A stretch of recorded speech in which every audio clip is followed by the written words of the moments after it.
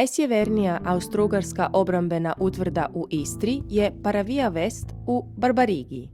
Kopnena, poligonalna, oklopna utvrda nalazi se na istoimenom brežuljku, na 55 metara nadmorske visine. Bila je ključna za obranu sjevernih prilaza Puli s mora i kopna. Duga je 48 metara i okružena obrambenim rovom iskopanim u živoj stijeni. S tri strane nalazi se protuudarni hodnik, a sprijeda, uz lijevi i desni rub, kaponiri za obranu rova. Unutrašnjost se sastoji od 26 prostorija različite namjene. Posadu je činilo do 155 vojnika i 3 časnika. Izgrađena je 1905.